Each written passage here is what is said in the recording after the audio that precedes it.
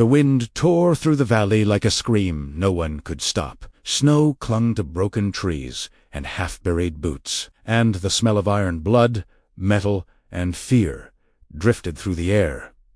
It was 1942, and the Eastern Front was devouring everything: men, machines, and animals. Among the frozen silence, a single horse stood tethered near a burned-out cart, his ribs visible beneath his thick winter coat. His name was Kaspar, though few used it. To most, he was simply the horse. A tool, a shadow, forgotten.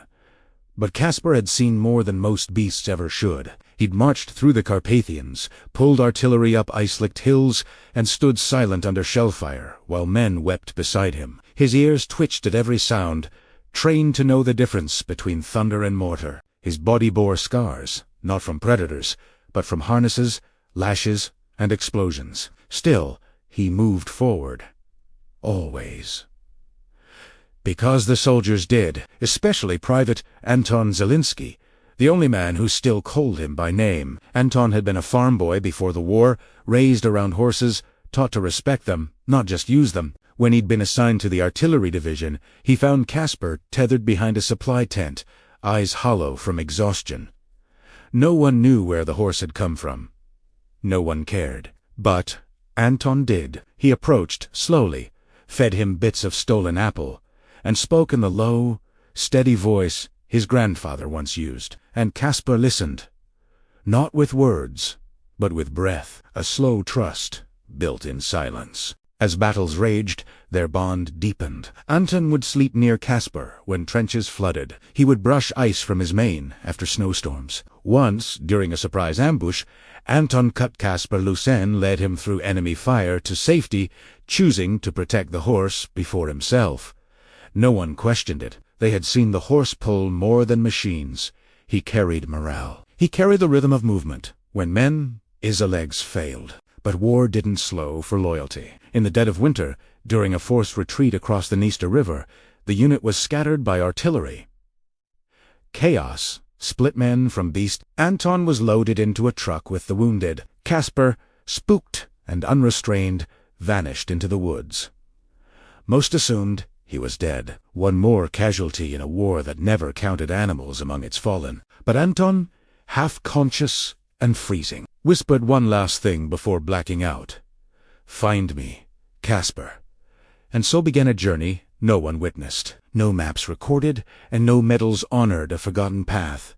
Through ice and ruin, driven not by orders, but by memory. A horse with no voice, no flag, and no master would cross over 300 kilometers of war-torn land, not to escape, but to return. And history almost never remembered him at all. The forest was thick with silence, broken only by distant echoes of artillery and the slow, deliberate steps of a lone horse. Kaspar moved cautiously, his breath forming clouds in the freezing air. The snow reached up to his knees, in places masking the dangers beneath frozen branches. Barbed wire, buried metal. But he kept walking, not because he knew where to go, but because something inside him refused to stop. He had lost Anton, but not the memory of his scent, his voice, the way his hands moved with calm and purpose. The first night alone, Kaspar found shelter under the remnants of a collapsed barn. The roof was torn open, the walls scorched by fire. There was no hay, no warmth, just a narrow space away from the wind. He lay down carefully, muscles trembling. A distant explosion lit the sky, and he lifted his head not in fear, but in alertness. He had learned the rhythm of war, the pauses between violence, the patterns in chaos. Even without a soldier's orders, he knew when to rest and when to rise. Days passed. The landscape shifted from forests to open fields, littered with frozen corpses, some human, some animal. Kaspar walked among them in silence. No panic, no hesitation. The scent of Anton was gone from the snow, but the memory lived in the weight of his hooves, in the direction his body chose without thought. Hunger gnawed at him, but he chewed bark, drank from icy streams, and avoided roads where trucks and tanks left their marks. Instinct guided him, but something deeper than instinct pulled him forward. One afternoon, a small group of refugees spotted him. Starving and frostbitten, they saw the horse and tried to catch him, perhaps to ride or slaughter for food. But Kaspar, both weak as his muscles still remembered the rhythm of escape, he vanished into the woods again, heart pounding, legs burning, but resolve unbroken. He was not running from danger, he was running toward something that no one else could see. On the 12th day, he crossed a frozen river under moonlight. The ice cracked beneath him, but he moved slowly, evenly, sensing the risk. On the far side, he found a torn scrap of fabric stuck to a tree. He stopped. It smelled faintly familiar. It wasn't much, but it was enough. He sniffed the air, ears twitching, and changed direction. Kaspar didn't know it, but he was less than 200 kilometers from the village where Anton had been taken. Eadi, no map, no language, no reason, but he had purpose. And in a war where even men had lost their sense of direction, a horse marched on alone, unwavering and unseen. The wind shifted. It carried new scents: smoke, damp, wood, sweat, and something else. Not fear, not fire. Something warm, familiar. Kaspar lifted his head and stood still. Snowflakes clung to his eyelashes as he sniffed the air again. He took one step forward, then another, and then began to walk with new certainty. He didn't know what he'd found, only that it mattered. In his world of sounds and scents, this was as close as words could get to meaning. He followed the smell for hours, weaving between trees and frozen fields, avoiding the remnants of war scattered across the landscape. A rusted helmet, a snapped rifle, an open grave. These things meant little to him, only that men had been here. But then came a clearing, and in the middle of it, footprints, fresh ones, half buried in snow, leading toward a cluster of cottages with smoke curling from broken chimneys. Kaspar approached slowly, head low, ears twitching. A child saw him first and pointed. "Mama!" A horse. But before anyone could react, Kaspar stepped back. Wary, the family didn't chase him. They simply watched. The mother, thin and pale, stepped outside and placed a half-rotten apple in the snow, then returned inside. Kaspar what? Minutes passed. No danger came. Cautiously, he stepped forward and ate. It wasn't kindness he was after. It was strength just enough to keep moving.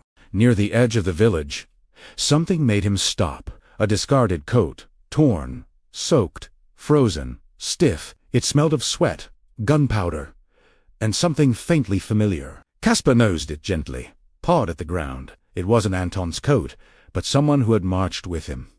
His ears perked. He looked toward the east. His legs moved before he fully understood why. The scent was weaker now, but it was still there, scattered across the wind, like distant bells. The sun dipped low behind the trees, painting the snow in dull gold. Kaspar continued forward, crossing what once had been a road, now reduced to rubble. A burned-out truck blocked his path. He veered around it, stepping carefully over twisted metal. His breath came in clouds. Each step seemed heavier, but he did not stop. He couldn't. Something in him, something deeper than instinct, told him he was getting closer. In the night, he found shelter in the ruins of a chapel. The walls were black with smoke, the roof gone. But inside, it was quiet. He lay down beside a broken altar, resting his head on the cold stone floor. Snow fell gently through the open ceiling. Outside, the world kept burning. But inside, in that brief silence, Kaspar dreamed of a hand brushing his mane, of a voice calling his name, and of a bond the war had not yet broken. Dawn broke without warmth. The snow had stopped, but the sky remained a dull gray, heavy and unmoving. Kaspar rose slowly from the stone floor of the ruined chapel, his legs stiff, his breath shallow. He paused for a long moment, ears rotating in the silence, and then began to move again, one step, then another, through the ashes of a town that had once echoed with church bells and laughter. Now, it spoke only in whispers of smoke and ruin. The path ahead was marked by scorched earth and twisted wreckage, burned-out carts, shattered wagons, dead animals frozen in contorted shapes. A mule lay sprawled in the snow, its eyes wide open, its harness still intact. Kaspar slowed as he passed, his nostrils flaring. He knew the smell not just of death, but of abandonment. Somewhere deep within his memory, it struck a chord. For all his strength, for all his silence, even Kaspar could feel fear press against his ribs like ice. He reached a hill that overlooked what had once been a village. Now it was nothing but craters and collapsed roofs. Smoke still rose in thin, black strands. Human figures moved below. Survivors, perhaps, or soldiers. Kaspar did not approach. He stood at the ridge, hidden among the trees, watching. He could smell fire, and something else beneath it. Leather, oil, canvas, the familiar traces of a military camp. His ears twitched. His muscles tensed. He knew these scents. Anton had once smelled the same. Cautiously, he descended the hill. Staying close to the tree line, he moved slowly, silently. Twice, gunfire cracked in the distance, and he froze. But no bullets came his way. He crept forward until he reached a tattered fence and ducked beneath it. On the other side was what remained of a stable. The roof was gone. The trough was frozen solid, but there, among the debris, was a hoofprint. Not his own. Recent, he sniffed the air. Horses, soldiers, movement. This place had been active. Perhaps still was. That night, Kaspar stayed near the ruins, hidden among thick brush. He did not sleep. He watched. He listened. Once, he heard voices, male, sharp, hurried. He didn't understand the words, but the tone made his body go still. He waited until silence returned, until the cold wrapped around him like a second skin.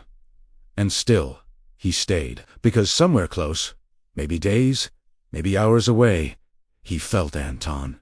He had no plan, no map, only the trail of fading scent and the pull of memory. But even in a world of blood and ash, some bonds could not be burned away, and Kaspar, the forgotten horse of a forgotten front, continued forward, not for survival, but for reunion. Kaspar moved slowly, his hooves sinking into the mix of slush and ash. The war had scarred the land, but it was the invisible wounds that made the world feel heavier, sense of fear. The silence that lingered after screams, and the echo of lives interrupted. Each step carried him through places that whispered of something lost. Crumbling walls, broken fences, laundry still hanging from shattered windows. Ghosts, not of the dead, but of the ordinary life that war had stolen. Ahead stood a field surrounded by rusted barbed wire. Torn flags flapped in the wind, and discarded crates littered the ground. The air was thick not with smoke, but with memory. Kaspar hesitated at the broken gate. Something in him paused. It wasn't danger, but absence.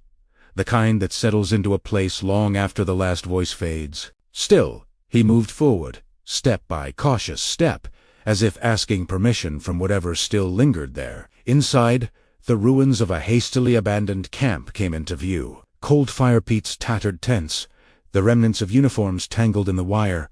Kaspar sniffed at a blood-stained scrap of fabric. Polished, the scent was faint, but it hit something deep in his memory. His ears twitched. His eyes sharpened. Anton had been here. Not recently, but recently enough to matter. It wasn't certainty, but it was enough to keep moving. With renewed focus, Kaspar pressed forward. The wind cut against his skin. The snow burned his legs. But he walked on, drawn not by instinct alone anymore, but by recognition. The world around him was quiet, yet every broken thing seemed to speak.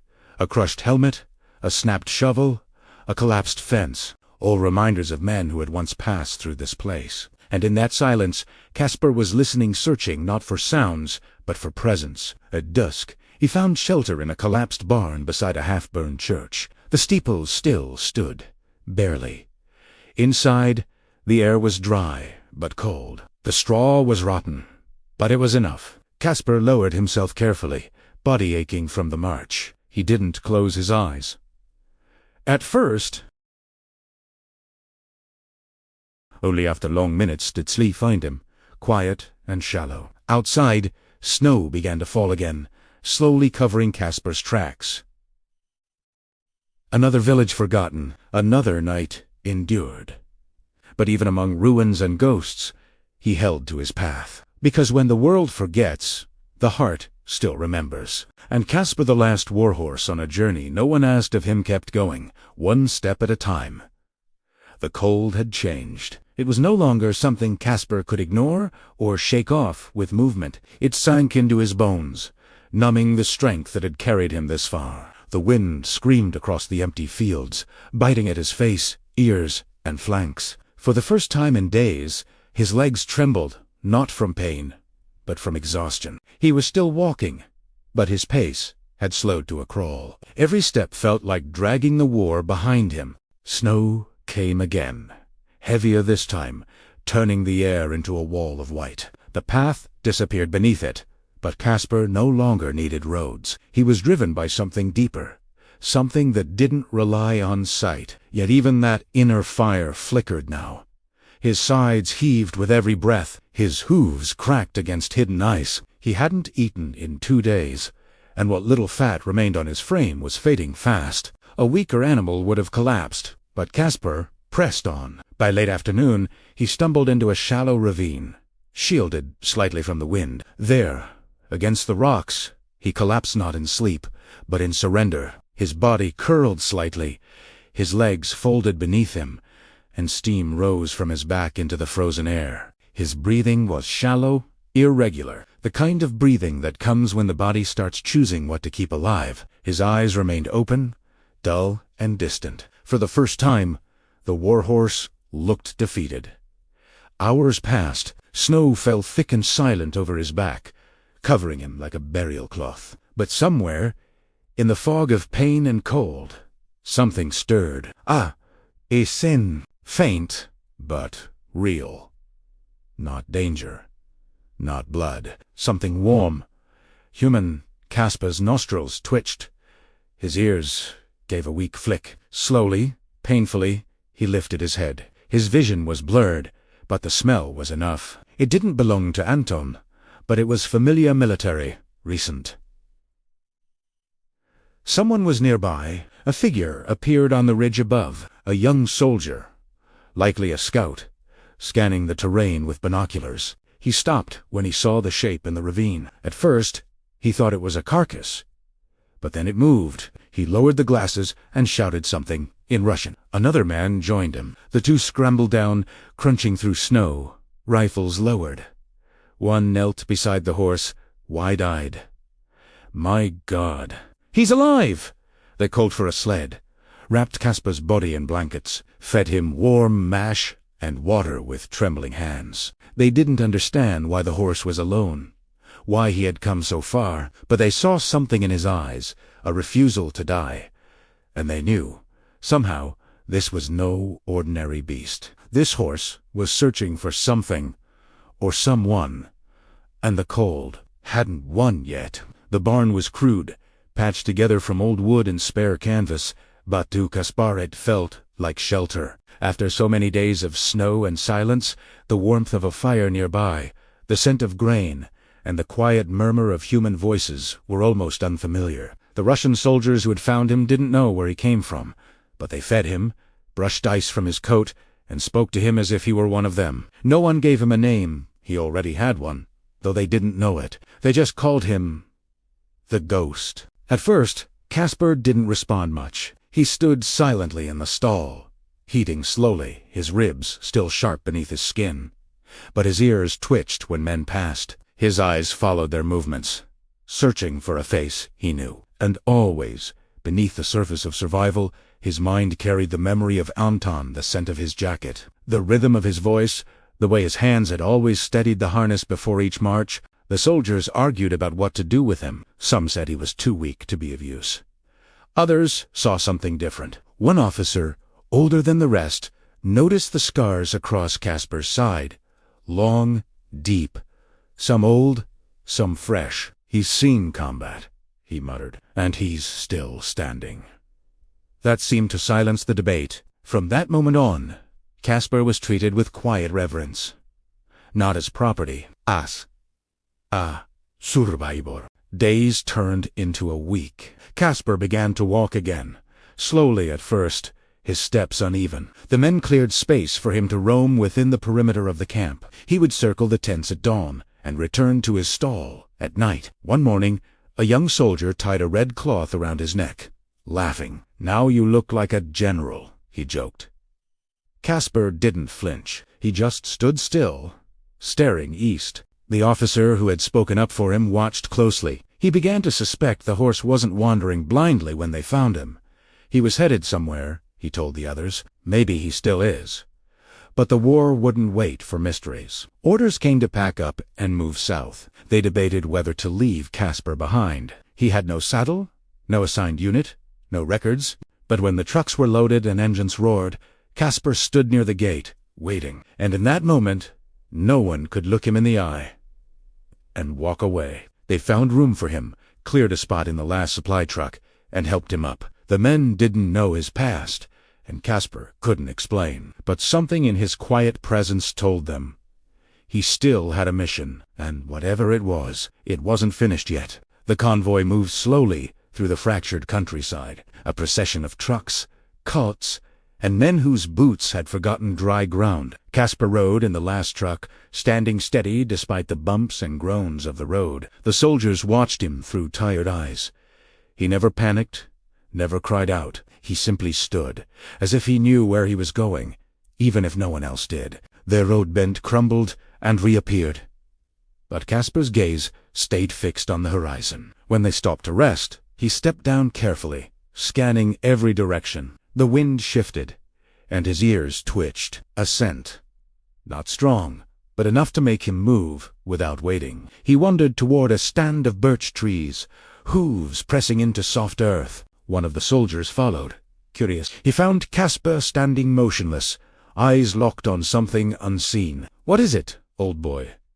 the man asked, but Kaspar didn't respond. His mind was elsewhere, farther east than any of them understood. They resumed the march the next day.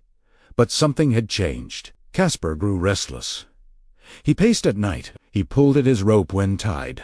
Twice, he tried to leave the camp during rest stops. At first, the men laughed. "Maybe he smells a mare," one joked. But the officer who had defended Kaspar before said nothing. He saw the tension in the horse's eyes, not wildness. Purpose. Like a compass trying to point north through a magnetic storm. On the fourth night, Kaspar was gone. The rope had been chewed through or snapped. No one could say for sure. There was no panic, just quiet disbelief. Some wanted to search. Others assumed wolves or fatigue had claimed him. The officer, however, stood by the empty stall for a long time. He looked toward the dark line of trees beyond the camp. "He's not lost," he said. Left. In truth, Kaspar had waited for the moment to slip away. The scents, the angles of the land, the quiet shifts in the wind, they told him the direction he needed. It wasn't a conscious decision. It wasn't rebellion. It was return. Every part of his body moved with one silent instruction. Go to him. He didn't know where Anton was, but something inside him did. That night, Kaspar crossed a shallow river and disappeared into the forest. Behind him, the war raged on, borders drawn and redrawn, lives counted and lost. But none of that mattered to him. He didn't recognize flags or uniforms. Only memory, only loyalty. And as dawn broke through the trees, casting long shadows across the snow, one silent figure marched east, toward something the world had forgotten, but he never would. Kaspar moved like a shadow across the landscape, no longer a beast of burden, but a creature pulled by memory alone. His coat was dull, marked by scars and dirt. His body was thinner than ever, yet his steps never faltered. The world around him had shifted. Eggen villages burned, bridges collapsed, uniforms changed. But he didn't care. He followed no banner, no command, only a name that echoed silently in his mind. Anton. He passed through abandoned towns where silence reigned. Windows shattered, chimneys cold. Once, he passed a group of soldiers huddled around a fire. One raised a rifle, startled by the sight of the lone horse walking toward them through the snow. But something in Kaspar's posture stopped him. The soldier lowered his weapon slowly, muttering something to the others. "Let him pass," someone said, and it did, because even war knows when it's in the presence of something older, something purer than violence. Then came the smell. Smoke. Not from destruction, but from life. Food, cooking, canvas, oil, boots on packed earth, a camp, and within that smell, a thread. Faint, but unmistakable, the scent of the only human Kaspar had ever truly trusted. His walk became a trot, his head rosé, his ears flicked forward. It was close. The camp was Polish, a medical and support division stationed behind the front lines. Anton had been transferred there weeks before, recovering from shrapnel wounds to his leg and shoulder. Inside the camp, soldiers moved between tents, unaware that something incredible was approaching. A horse, gaunt and scarred, emerged through the trees, like a figure from legend. At first, no one reacted. Then a nurse dropped her basin. A medic shouted. Officers stepped outside their tents, stunned by the silent arrival. Where did he come from? Someone asked. Is he from supply? But no markings, no saddle, no unit tag. Only a red cloth, faded and torn, still tied loosely around his neck. In the back tent, Anton sat on a wooden stool, bandaged and tired. He hadn't walked without pain in days. He barely looked up when the commotion started. But when he finally did, when he saw the outline in the camp's edge, framed by snow and shadow, something ancient stirred in his chest. He stood, against the protest of his wounds, and whispered the name he thought he'd never speak again. Kaspar. The horse stopped. His ears turned toward the voice. For a moment, the world fell quiet. No gunfire. No orders. Just the crackle of snow beneath hooves. And with one final breath, Kaspar began to walk toward the man who had once called him family, unaware that every soldier in that camp had stopped what they were doing to watch the impossible become real. Kaspar stopped just a few feet from Anton. The space between them charged with something deeper than recognition. His breath was heavy, each exhale fogging the winter air. Anton stood motionless, ignoring the sting in his wounds, barely aware of the others gathering around. For a moment, they were not in a war camp. There was no war. No uniforms, no ranks. Only two souls, separated by chaos, now reunited by something stronger than reason, memory. Anton took a step forward, wincing. You made it, he whispered, voice cracking. His hand reached out, uncertain. Kaspar leaned in slowly, brushing his nose against Anton's chest. It was not dramatic, not wild or loud, just contact. Quiet, steady, real. Anton gripped the horse's mane, burying his face into the thick fur, eyes brimming. Around them, no one spoke, because no one needed to. They understood this was not just an animal returning. It was a soldier, answering the only call that had ever mattered to him. Over the next few days, Kaspar stayed by Anton's side. The officers offered to register him officially, assign him a number, a role, a nameplate. But Anton refused. He's not just a transport. He's family. Word spread through the unit and beyond. Letters were sent home. Soldiers from neighboring camps came to see the horse who had crossed enemy territory alone. But Kaspar ignored the attention.